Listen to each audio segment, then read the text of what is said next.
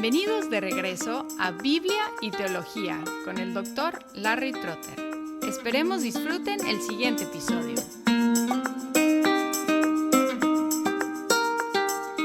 Estamos aquí con la doctora Pierina Curran. Ella ha estado hablando con nosotros sobre problemas comunes que los cristianos experimentamos. Ella primero habló a los papás de los adolescentes y luego en el episodio anterior sobre el problema muy común de la depresión. Ahora estamos hablando de otro problema que es muy común que ella ha marcado, que es la ansiedad. Pierina, bienvenida de nuevo a Biblia y Teología. Muchas gracias. De nuevo, con mucho gusto estar aquí. Otra vez vamos a empezar con la definición. ¿Qué es la ansiedad? La ansiedad podemos definirla como una sensación de preocupación o nerviosismo o agitación relacionada a un evento inminente o una situación incierta. Teniendo en cuenta que la ansiedad de sentirse ansioso es normal en ciertas situaciones en la vida, ¿verdad? Por ejemplo, si pensamos, en esta situación de pandemia, ¿verdad? A veces nos sentimos ansiosos, a veces sentimos miedo. Si estamos enfrentando una entrevista de trabajo, una prueba que tengamos que dar, esa ansiedad no es necesariamente algo negativo.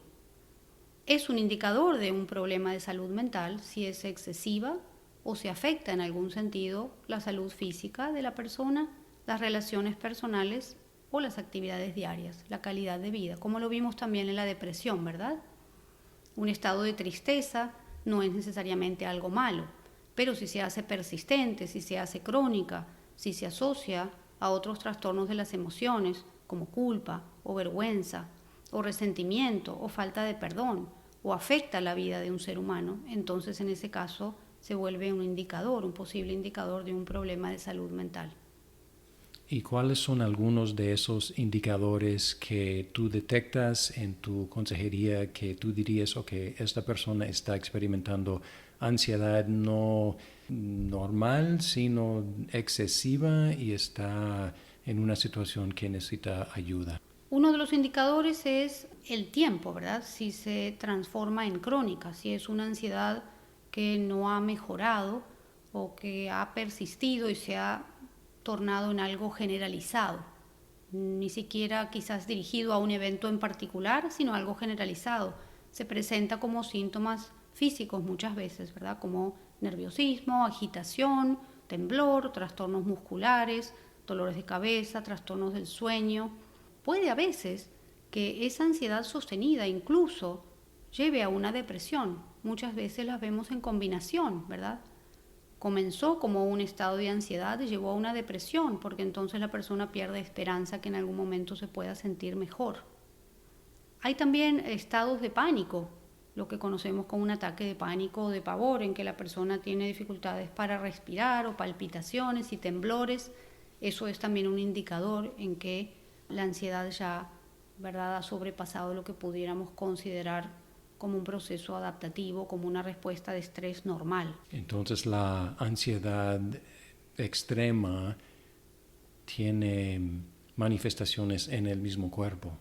Exactamente, tiene manifestaciones en el mismo cuerpo, tiene síntomas físicos. Si son pasajeros, es un estado de alerta, ¿verdad? Tanto el miedo como la ansiedad son estados de alerta, en que el sistema nervioso autónomo reacciona para preparar al cuerpo para luchar o huir, para preparar el cuerpo a enfrentar un peligro.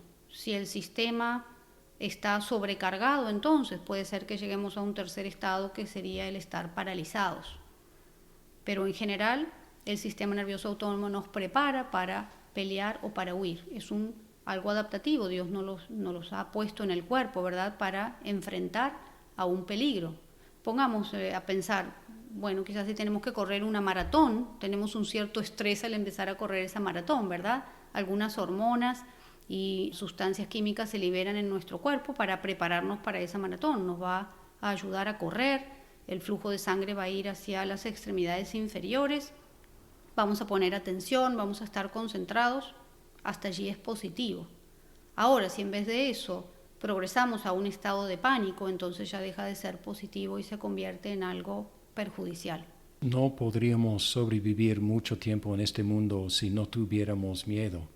porque es un mundo peligroso.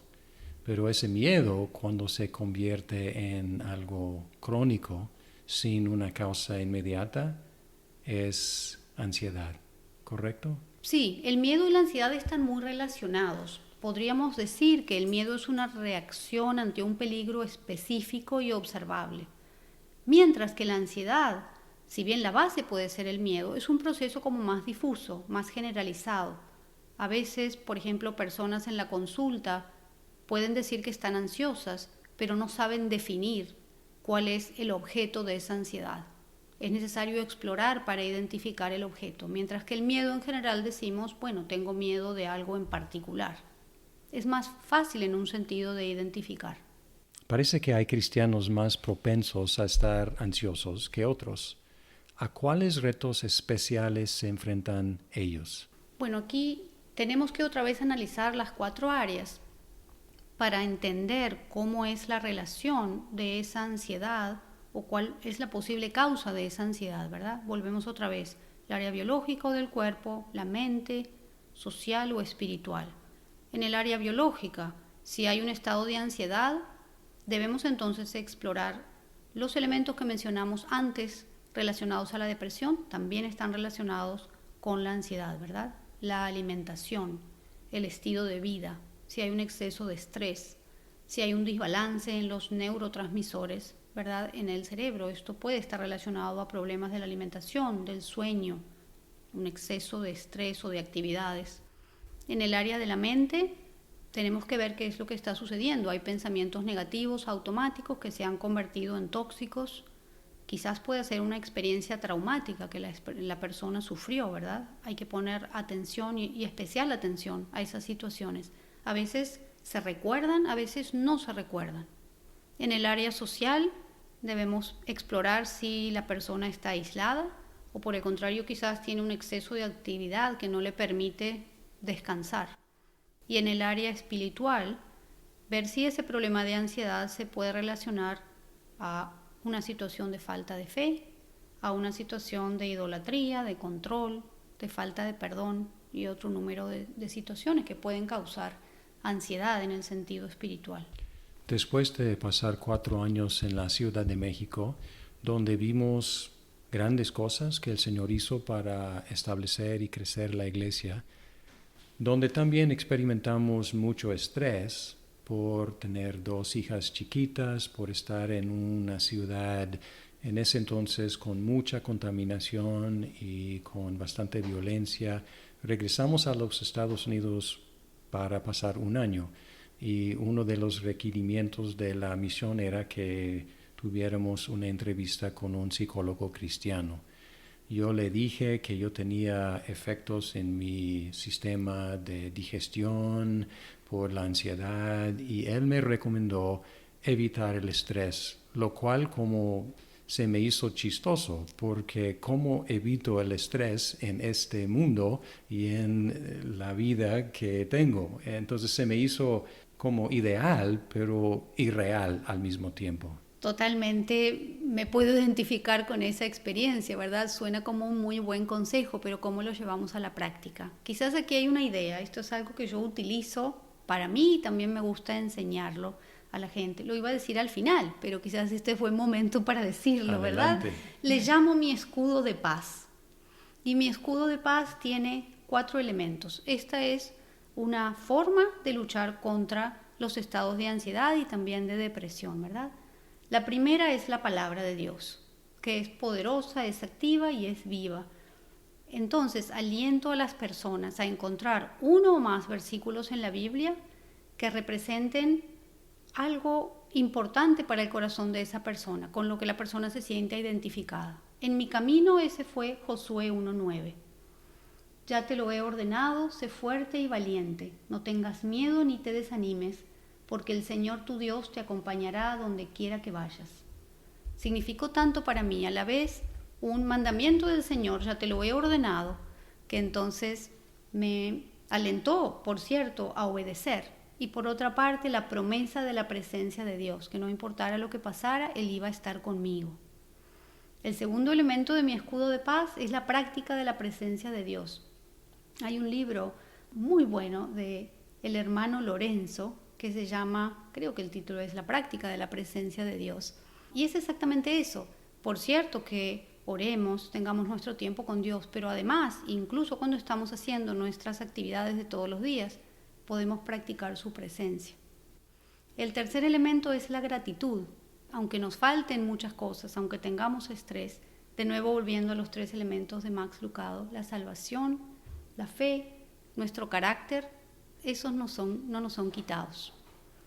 Y el cuarto elemento, bien importante y bien práctico, es la práctica del aquí y ahora, lo que llamamos momentos de atención plena. Por ejemplo, a veces decimos no tenemos tiempo de nada, pero tenemos que tener tiempo para respirar, porque sin eso no podemos sobrevivir. Y cuando le ponemos atención a esa respiración, la podemos hacer más lenta, la podemos hacer más profunda y estar conectados con ese momento. O mirar alrededor, ver la creación de Dios. Poner atención al momento en que estamos viviendo, ¿verdad? Sentir el calor del sol, sentir el ruido de la lluvia. Aprender a apreciar lo que Dios da en el momento, en el instante en que estamos viviendo, sin querer tomar un paso adelante o vivir en el futuro. Algo que causa mucha ansiedad es estar tratando de predecir el futuro con las fuerzas que Dios nos da en este momento. Entonces, percibimos el futuro, pero sin la fuerza del futuro, porque Dios no nos está dando esa fuerza en el momento de ahora. Crea una disociación en la mente, ¿verdad? Creo que esos 4 elementos del escudo de paz pueden ser de ayuda.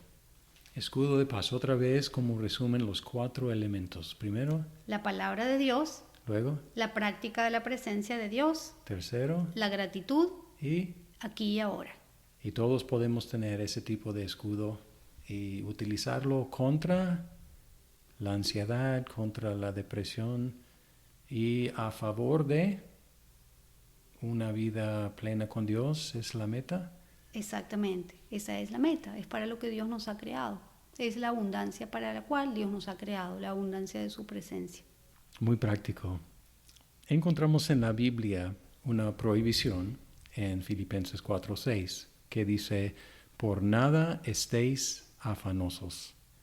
Pero luego encontramos en 2 Corintios 11:28, Pablo usó la misma palabra en forma sustantiva para describir su afán o su preocupación por el bienestar de todas las iglesias, describiendo las cosas que le pesaban. Y él hablaba de una preocupación, un afán por el bienestar de las iglesias. Y el mismo Pablo, que experimentó ese afán, escribió, por nada estéis afanosos. Y suponiendo que no hay contradicción entre estos 2 versículos, hay un tipo de preocupación prohibida y otro tipo no solo permitido, sino también noble.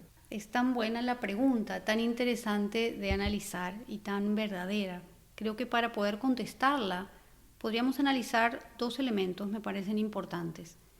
Uno es el objeto de esa preocupación, si el objeto está centrado en uno mismo o en otros. Y el segundo es la cantidad o el exceso. Entonces quiero explicarlo quizás con un par de ejemplos. Es bueno que pongamos cuidado por nuestro cuerpo, pero si el cuerpo y el cuidado del cuerpo se transforman en una obsesión, entonces esa ya no es un motivo noble, ¿verdad? El otro ejemplo sería la preocupación por el cuidado de nuestros hijos. Esa es una buena preocupación, es un motivo noble. Pero si lo tornamos en una idolatría o en un excesivo control sobre los hijos, entonces eso se torna en algo diferente. Entonces, nuevamente, el objeto y la cantidad. Hay preocupaciones naturales que pueden convertirse en una obsesión o en desesperación o en una ansiedad crónica. Entonces, quizás hay algunas preguntas que nos podemos hacer para poder definir esas 2 situaciones. De nuevo, como tú lo dijiste, la preocupación prohibida o la preocupación que es no solo permitida, pero noble. Y estas preguntas que nos podemos hacer son, por ejemplo, ¿qué atesoramos con nuestra preocupación?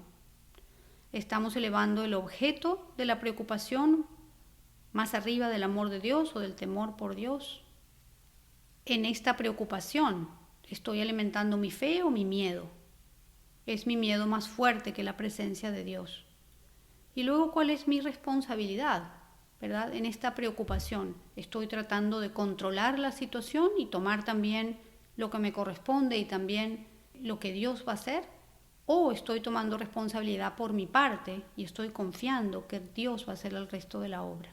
Y en el caso de Pablo, la preocupación por el bienestar de las iglesias no era egoísta, al contrario, era enfocada en otros. Entonces es uno de los detectores o una de las pruebas de qué tipo de preocupación es, ¿correcto? Exactamente, el objeto no estaba en sí mismo, no era para su beneficio personal, sino que él estaba preocupado por otros. Y eso es algo que Dios quiere que hagamos, en verdad, que estemos preocupados por otros, pero no en el sentido preocupados, obsesionados o desesperados. Es poner atención a la necesidad de otro. Y eso nos lleva entonces a tener compasión. Es un motivo noble. Y esa lista en 2 de Corintios 11 es una lista de todo lo que Pablo sufrió a favor de las iglesias. Entonces estaba completamente despreocupado por su propia vida, por su propia salud, por su propia seguridad y preocupado por el bienestar de otros. Entonces es una noble preocupación en ese caso.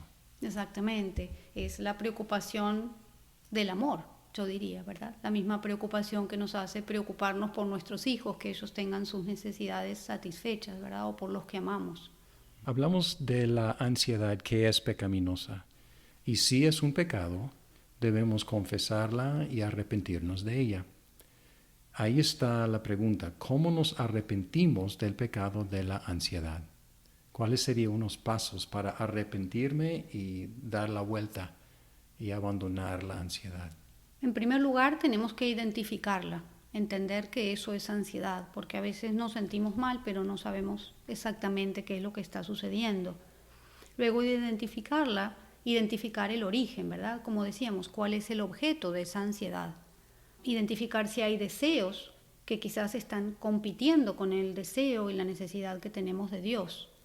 Y restaurar esos deseos al lugar donde corresponden. Entonces, si hay una idolatría, confesar la idolatría. Si hay falta de fe, confesar esa falta de fe. Pedirle ayuda a Dios para entender cuáles son nuestros pensamientos erróneos. De nuevo, todos los tenemos. Esos pensamientos necesitan ser, en algunos casos, quitados de raíz y sustituidos por la verdad que tenemos en la palabra de Dios. También necesitamos un compromiso de cambiar, ¿verdad? Tenemos que tener un plan de alguna forma, porque si nos arrepentimos, pero volvemos a hacer lo mismo una y otra vez, no es que siempre vamos a tener un total éxito en nuestro plan, no significa eso, ¿verdad? Porque todos tenemos nuestras debilidades, pero se trata al menos de tener un motivo, una iniciativa de poder cambiar y tener un plan para poder lograrlo. Y luego también alimentar nuestra fe, practicar la presencia de Dios y obedecer. Cuando experimentamos la depresión o la ansiedad, las dos se sienten como algo que nos sucede de fuera. O quizás desde adentro, pero sentimos que no tenemos control, que algo nos está sucediendo. Pero si fuera así, no habría esperanza alguna, si solamente son cosas que me pasan a mí. Pero estás marcando que tenemos algún nivel de control sobre la depresión, sobre la ansiedad, y hay pasos que podemos tomar. Y esto nos da esperanza de poder salir adelante. Claro que sí, claro que hay esperanza, porque de nuevo, si vamos a analizar nuestras 4 áreas, ¿verdad? Vamos a encontrar que hay elementos que podemos mejorar, por seguro, en esas 4 áreas. Hay cosas que no podemos cambiar. Por ejemplo, nosotros no tenemos la capacidad de nosotros mismos de ponerle un fin a la pandemia, pero hay ciertas cosas que podemos hacer para protegernos los unos a los otros, ¿verdad? En una experiencia de duelo, no tenemos la capacidad de cambiar lo que sucedió, pero tenemos la capacidad siempre de reaccionar en una forma diferente y también de poder utilizar eso como una experiencia de crecimiento, incluso en las experiencias traumáticas, en cosas terribles que han sucedido a las personas, experiencias de abuso, experiencias traumáticas de violencia, ¿verdad? No es que nunca lo que sucedió va a ser bueno, pero la forma como la persona sana se redime y encuentra un crecimiento luego de esa experiencia puede ser tornado en un fruto muy bueno. lo que me sucedió a mí, mi gran experiencia de tristeza y de duelo, no es que la experiencia fuera buena en sí, pero dio un fruto muy bueno, porque esa es una de las razones por la cual hoy estoy aquí. Y Dios me está usando para su obra en esas formas, ¿verdad? Y nos compartiste sobre tu escudo y vamos a cerrar con esa idea. ¿O tienes algo más que quisieras agregar a esta cuestión de ansiedad? No, está muy bien. Creo que esa es una excelente forma de cerrar con esa visión de nuestro escudo de paz que Dios nos ha dado, una bendición. Que contiene la palabra de Dios, La práctica de la presencia de Dios, la gratitud y la práctica del aquí y ahora. Pierina, de nuevo muchas gracias por acompañarnos y estoy seguro que estos episodios van a ser muy prácticos y muy estimulantes y animadores para mucha gente. Muchas gracias. De nuevo, muchas gracias a ti, que así sea, que Dios lo use para bendición de muchos. Pierina, espero que estés con nosotros pronto en otros episodios y hasta entonces. Hasta entonces, muchas gracias. Muchas gracias por escuchar este episodio de Biblia y Teología. Esperamos que el programa sea de provecho para su vida. ¡Hasta pronto!